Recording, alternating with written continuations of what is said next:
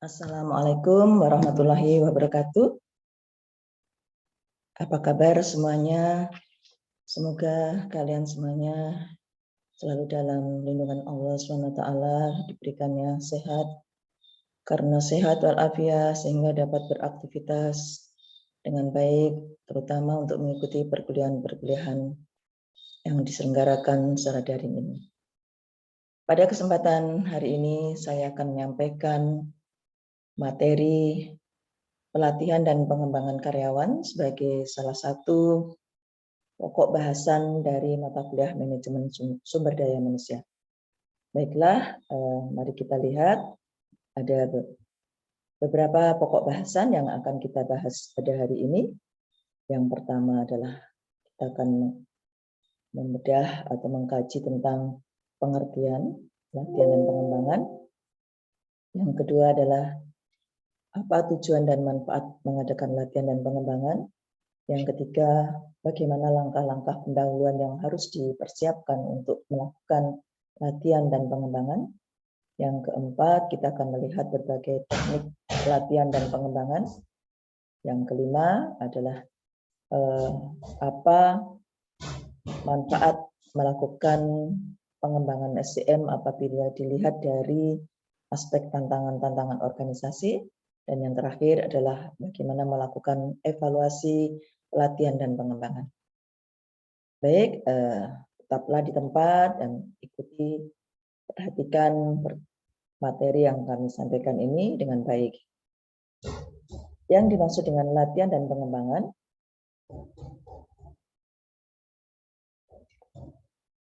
dua hal yang hampir sama, tetapi makna substansinya berbeda. Pelatihan itu dari kata training. Di sini dimaksudkan adalah suatu kegiatan untuk memperbaiki penguasaan berbagai keterampilan dan teknik pelaksanaan kerja tertentu yang bersifat terinci, dan rutin. Nah, di sini fokus dari training ini adalah menyiapkan para karyawan untuk melakukan pekerjaan-pekerjaan di masa sekarang. Sedangkan pengembangan atau dari kata development ini memiliki ruang lingkup yang lebih luas dalam upaya memperbaiki dan meningkatkan pengetahuan, kemampuan, sikap, dan sifat-sifat kepribadian seorang karyawan. Fokus dari pengembangan ini adalah menyiapkan tenaga kerja untuk memegang tanggung jawab yang lebih besar di masa yang akan datang. Jadi di sini penekanannya adalah kalau training itu untuk pekerjaan-pekerjaan sekarang, sedangkan untuk karyawan, untuk pengembangan itu adalah menyiapkan karyawan untuk siap memegang tanggung jawab pekerjaan di masa yang akan datang. Adapun tujuan dan manfaat melakukan pelatihan dan pengembangan, diantaranya yang pertama adalah untuk menutup gap antara kecakapan atau kemampuan karyawan dengan permintaan jabatan. Sehingga dengan melakukan pelatihan dan pengembangan ini, seorang karyawan akan memiliki kemampuan yang sama dengan kebutuhan atau permintaan jabatan. Yang kedua, tujuannya adalah untuk meningkatkan efisiensi dan efektivitas kerja karyawan di dalam mencapai sasaran-sasaran kerja yang telah ditetapkan. Adapun manfaat melakukan pelatihan dan pengembangan, yang pertama adalah dapat mengurangi perputaran tenaga kerja atau turnover dan membuat karyawan menjadi lebih produktif. Yang kedua, membantu karyawan menghindarkan diri dari keusangan dan melaksanakan pekerjaan dengan baik. Untuk melakukan kegiatan pelatihan dan pengembangan ini diperlukan beberapa langkah pendahuluan sehingga kita akan bisa membuat desain atau rencana program pelatihan pengembangan yang sesuai dengan kondisi dan kebutuhan karyawan serta organisasi pada saat itu. Langkah pertama untuk sebelum kita melakukan pelatihan dan pengembangan adalah melakukan penilaian dan identifikasi kebutuhan. Berdasarkan hasil penilaian dan identifikasi kebutuhan inilah akan ditentukan sasaran-sasaran pelatihan dan pengembangan. Di mana dari sasaran-sasaran pelatihan dan pengembangan ini ada dua hal yang pokok yang harus dirancang atau didesain oleh organisasi. Yang pertama adalah isi program, dan yang kedua adalah kegiatan pelatihan dan pengembangan itu haruslah sesuai dengan prinsip belajar. Penilaian dan identifikasi kebutuhan. Di sini adalah untuk menentukan pendekatan apa yang akan digunakan di dalam melakukan pelatihan dan pengembangan nanti. Karena berdasarkan kebutuhan-kebutuhan yang ada di dalam diri karyawan tersebut, organisasi akan bisa mengidentifikasi atau menemukan metode yang tepat untuk melakukan pelatihan dan pengembangan. Berdasarkan penilaian kebutuhan ini akan dilakukan mendiagnosa masalah-masalah dan tantangan-tantangan lingkungan yang dihadapi organisasi saat ini. Sehingga organisasi akan menyiapkan karyawan untuk bisa menyesuaikan dengan masalah dan tantangan-tantangan lingkungan yang dihadapi saat ini. Kemudian dari mengetahui masalah dan tantangan tersebut, manajemen organisasi akan mengidentifikasikan berbagai masalah dan tantangan yang dapat diatasi melalui pelatihan dan pengembangan jangka panjang.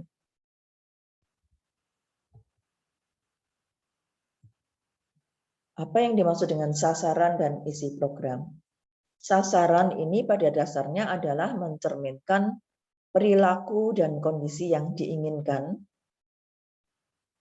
dari hasil pelatihan dan pengembangan nanti. Nah, dengan mengetahui sasaran ini, kita akan bisa menyusun standar-standar prestasi kerja individual. Dengan demikian, apabila kita memiliki standar prestasi kerja individual, akan dapat digunakan sebagai pedoman karyawan untuk melakukan pekerjaannya dengan baik, sehingga akan didapatkan efektivitas dari program pelatihan itu, di mana pada akhir kegiatan pelatihan dan pengembangan nanti, efektivitas program ini akan diukur sejauh mana keberhasilan di dalam melakukan kegiatan pelatihan dan pengembangan tersebut berdasarkan standar-standar prestasi yang telah ditetapkan. Adapun isi program di sini ditentukan oleh identifikasi kebutuhan dan sasaran yang telah dilakukan di langkah pertama dalam persiapan latihan pengembangan ini. Nah, isi program ini berupaya untuk mengajarkan berbagai keterampilan, pengetahuan yang dibutuhkan, atau untuk mengubah sikap karyawan. Sehingga perilaku dan kondisi yang diinginkan dengan pelatihan tersebut akan dapat menutup gap dengan kemampuan atau keterampilan pekerjaan yang diminta oleh perusahaan. Nah, agar isi program ini efektif, maka harus memenuhi prinsip-prinsip belajar.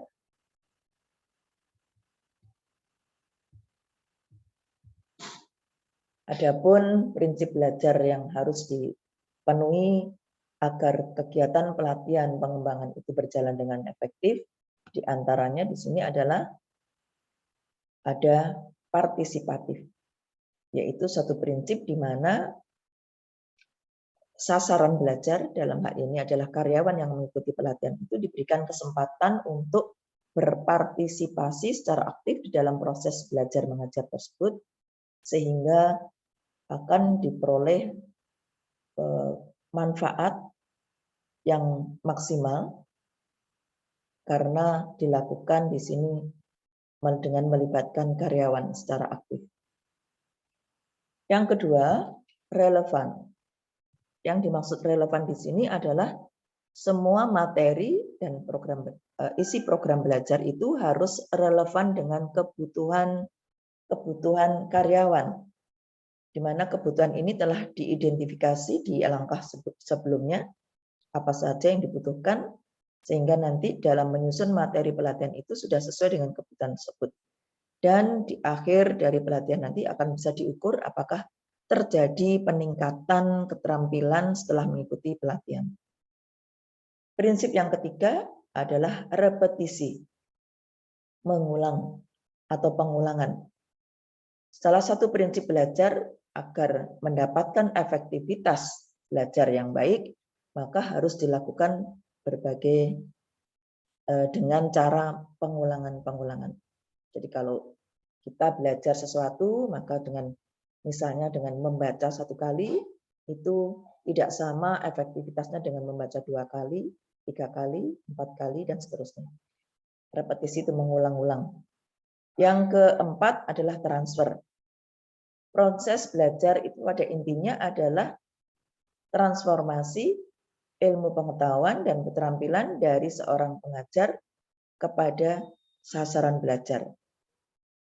Nah, apabila di dalam proses belajar tersebut tidak ada proses transfer atau pemindahan ilmu pengetahuan dan keterampilan ini, maka proses belajar tidak akan berjalan efektif karena tidak akan terjadi perubahan-perubahan sikap dan perilaku dari peserta belajar karena tidak mendapatkan transfer materi belajar.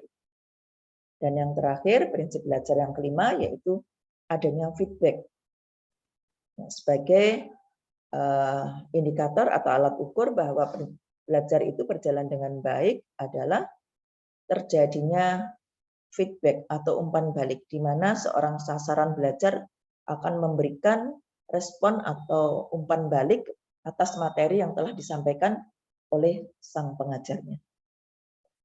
Nah, di dalam belajar, proses belajar itu sendiri itu tidak dapat diamati, tetapi hasilnya dapat diukur, yaitu berubahnya perilaku, berubahnya pengetahuan, sikap, dan perilaku seorang peserta belajar setelah mengikuti belajar.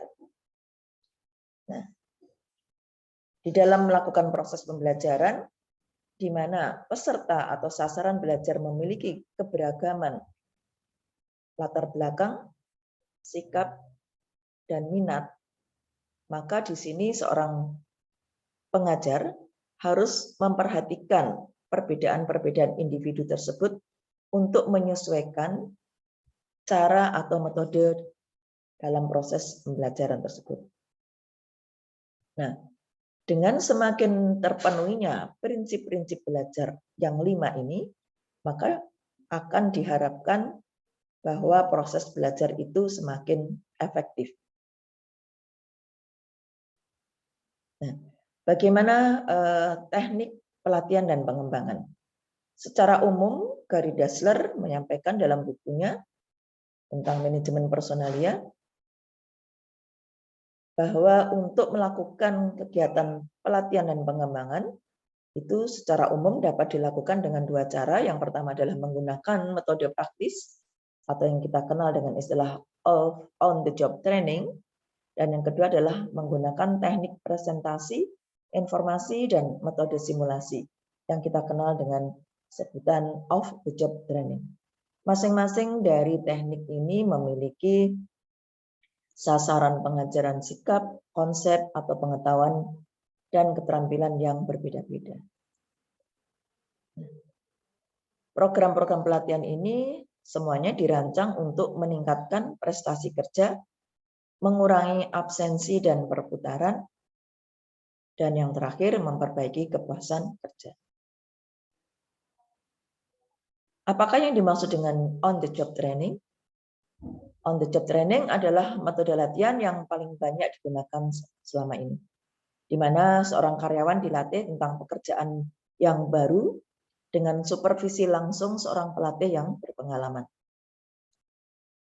Adapun bentuk on the job training ini bermacam-macam, di antaranya yang pertama adalah rotasi jabatan, yaitu seorang karyawan dilatih untuk melakukan berbagai macam keterampilan dengan memindahkan karyawan itu dari satu jabatan ke jabatan yang lain yang memiliki level yang sama di dalam organisasi tersebut. Sehingga dengan demikian maka seorang karyawan akan bertambah atau meningkat keterampilannya.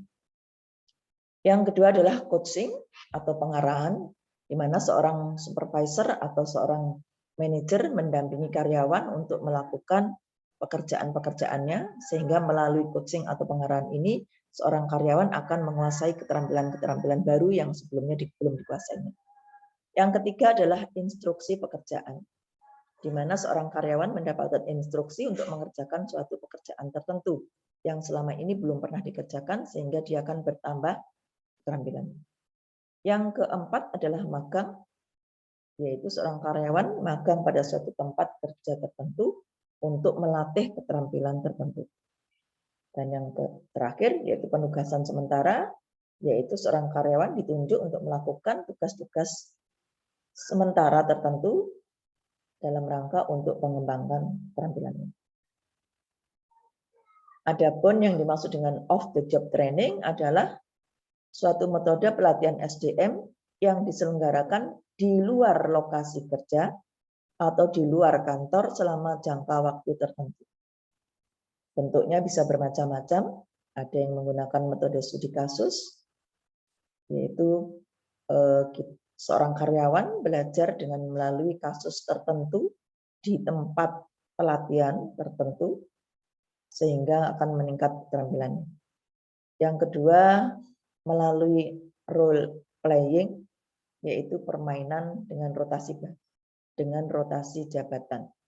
Mohon dibedakan ya, rotasi jabatan yang di on the job tadi sungguh-sungguh atau memang seorang karyawan dilakukan rotasi, yaitu memindahkan posisi ini atau jabatannya.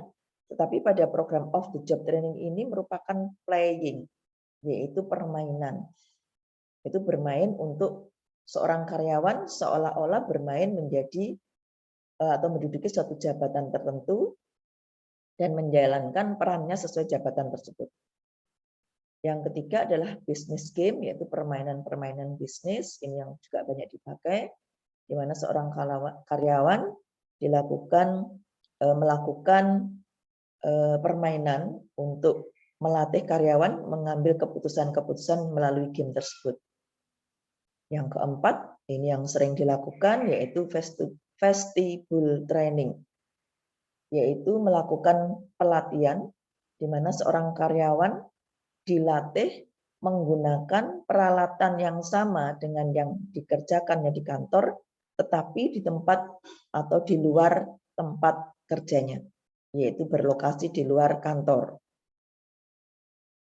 Yang kelima, latihan laboratorium, yaitu biasanya seorang karyawan dikirimkan ke lembaga-lembaga pelatihan tertentu untuk berlatih melakukan satu pekerjaan tertentu sesuai dengan kebutuhannya. Dan yang keenam yaitu program pengembangan eksekutif.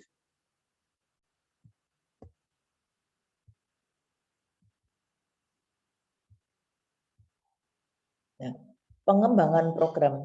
program pengembangan eksekutif ini biasanya diselenggarakan di universitas atau lembaga-lembaga pendidikan yang lain. Di sini organisasi mengirimkan karyawannya untuk mengikuti paket-paket khusus yang ditawarkan oleh lembaga tersebut. Biasanya ada kerjasama antara lembaga pendidikan penyelenggara penataran atau pendidikan atau latihan tersebut dengan organisasi sesuai dengan kebutuhannya. Nah, bentuk-bentuk program pengembangan eksekutif ini bisa bentuknya bisa berupa presentasi informasi, yaitu melakukan presentasi biasa. Melalui presentasi ini akan diperoleh tambahan-tambahan pengetahuan dan wawasan dari seorang karyawan. Atau dengan menggunakan kuliah lagi, yaitu organisasi mengirimkan karyawannya untuk melakukan studi lanjutan. Yang ketiga, menggunakan program-program instruction, yaitu seorang karyawan mengikuti berbagai program yang diadakan untuk meningkatkan keterampilannya. Program-program pengembangan karyawan. Yang keempat, bisa melakukan self-study, yaitu studi secara mandiri. Dan yang kelima, melakukan analisis transaksional, di mana seorang karyawan dibimbing untuk melakukan berbagai analisis tentang permasalahan-permasalahan yang terjadi, sehingga akan meningkatkan daya kemampuan analisis karyawan tersebut. Ini dalam rangka meningkatkan kemampuan jangka panjang karyawan dan yang bersifat tidak teknis dan rutin. Ya. Yang keenam bisa dilakukan melalui presentasi video. Dan yang ketujuh adalah bisa dengan menggunakan metode konferensi. Di mana melalui program-program ini seorang karyawan akan meningkat pengetahuan, sikap, dan keterampilan. Nah, fokus untuk pengembangan program eksekutif ini adalah meningkatkan pengetahuan. Dengan pengetahuan yang lebih luas, maka karyawan itu akan bisa melakukan pekerjaan-pekerjaan yang lebih besar dan tanggung jawab yang lebih besar di masa yang akan datang. Jadi ini jangka panjang. Nah, apa saja yang harus dipertimbangkan di dalam memilih metode-metode pelatihan yang banyak sekali tersebut? Di sini pedoman di dalam memilih teknik tertentu untuk yang akan digunakan dalam suatu program pelatihan dan pengembangan ada beberapa trade-off-nya. Yaitu satu teknik yang paling baik itu biasanya sangat tergantung pada satu teknik di mana faktor efektivitas biaya, isi program, kelayakan fasilitas, preferensi dan kemampuan peserta, preferensi dan kemampuan instruktur atau pelatih, serta terpenuhnya prinsip-prinsip belajar itu menjadi pertimbangan-pertimbangan yang harus dilakukan sebelum memilih metode yang akan digunakan untuk melakukan pelatihan pengembangan. Nah, sebagaimana di awal telah Ibu sampaikan bahwa pengembangan SDM itu memiliki manfaat yang besar dalam rangka untuk meningkatkan kontribusi, efektivitas kontribusi karyawan terhadap perusahaan. Nah, di sini beberapa tantangan-tantangan yang dihadapi organisasi yang terkait dengan SDM itu dapat diatasi. Salah satunya adalah dengan cara melakukan pengembangan SDM. Dapat dikatakan bahwa pengembangan SDM itu merupakan cara yang efektif untuk menghadapi beberapa tantangan-tantangan organisasi. Tantangan organisasi di sini diantaranya yang pertama adalah keusangan karyawan atau obsolescence. Kenapa karyawan dikatakan usang? Hal ini karena terjadinya perubahan-perubahan, baik perubahan pada individu atau perubahan yang terjadi karena kegagalan dalam mengadaptasi teknologi baru, atau adanya prosedur-prosedur baru dan perubahan-perubahan yang lain, sehingga membuat seorang karyawan tidak dapat melakukan pekerjaannya dengan baik lagi. Nah, tanda-tanda terjadinya keusangan karyawan ini adalah yang pertama, sikap yang kurang tepat di dalam bekerja. Yang kedua, prestasi kerjanya menurun. Yang ketiga, prosedur kerjanya sudah ketinggalan zaman. Nah, pada saat itulah maka organisasi harus menyadari bahwa harus segera dilakukan upaya-upaya untuk mengembangkan karyawan ini sehingga karyawan-karyawan tersebut akan siap dan beradaptasi melakukan pekerjaannya dengan teknik-teknik, prosedur, dan metode kerja yang baru. Kemudian yang kedua, pengembangan SDM dalam bentuk latihan dan pengembangan ini sangat efektif untuk merespon atau mengatasi terjadinya perubahan-perubahan sosioteknis. Di antaranya adalah perubahan teknologi, di mana semua peralatan menjadi lebih modern, lebih canggih.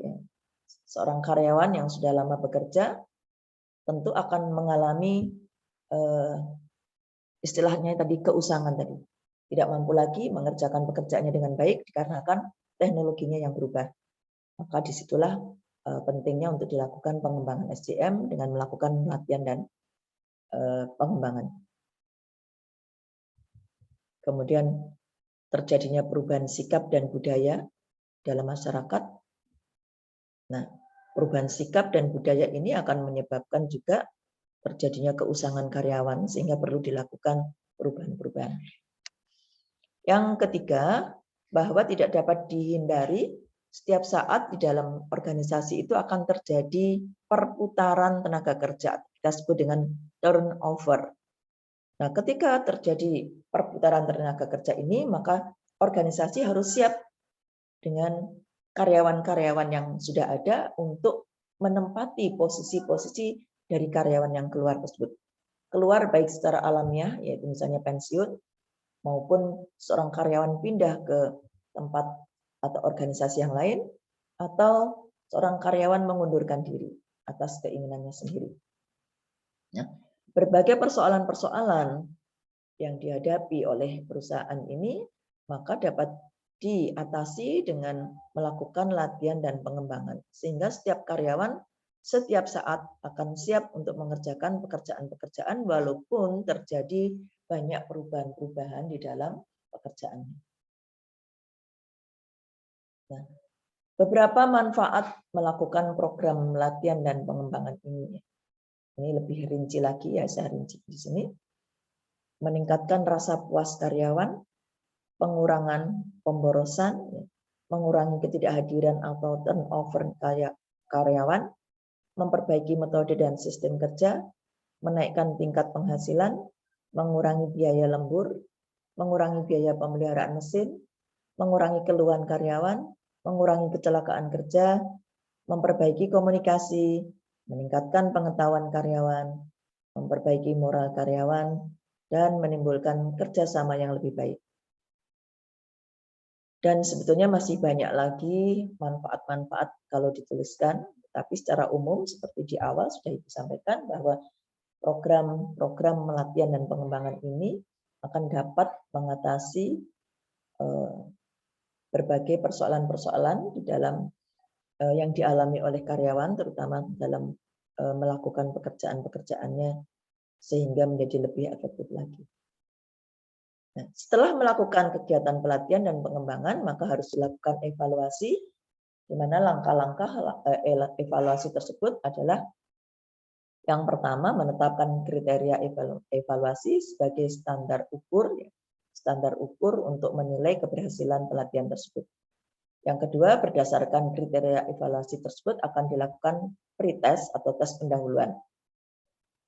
Ya, setelah menetapkan kriteria, maka akan dilakukan tes pendahuluan, yaitu setiap pelatihan akan diukur dulu kondisi keterampilan peserta tentang materi belajar yang akan diberikan pada pelatihan dan pengembangan tersebut. Ini sebagai nilai awal ya. Kondisi awal seorang karyawan diukur, kemudian setelah diukur pretest akan dilakukan pelatihan. Kemudian setelah pelatihan akan dilakukan post test untuk mengukur sejauh mana terjadinya perubahan-perubahan yang dilakukan oleh karyawan setelah menerima materi belajar tadi. Kemudian dari hasil tes purna ini akan dibandingkan dengan tes pendahuluan, ya, pretest dibandingkan dengan post test untuk mengukur efektivitas dari kegiatan pelatihan. Nah, berdasarkan efektivitas inilah maka akan dilakukan transfer atau promosi, atau bahkan mungkin kalau memang karyawan tersebut sudah sangat tidak mampu lagi mengerjakan pekerjaan-pekerjaan yang baru walaupun sudah diberikan pelatihan, mungkin akan di non-jobkan atau didemosi. Nah, berdasarkan evaluasi ini maka akan dilakukan tindak lanjut yaitu berupa kebijakan penempatan karyawan. Demikian presentasi tentang materi latihan dan pengembangan hari ini. Di sini ada tugas yang harus mahasiswa kerjakan, yaitu membuat resume dari jurnal tentang efektivitas latihan dan pengembangan. Silahkan di-download dan kemudian dikerjakan, dikumpulkan minggu depan sebelum kuliah dimulai. Terima kasih atas perhatiannya. Sampai berjumpa lagi pada materi-materi yang lainnya. Wassalamualaikum warahmatullahi wabarakatuh.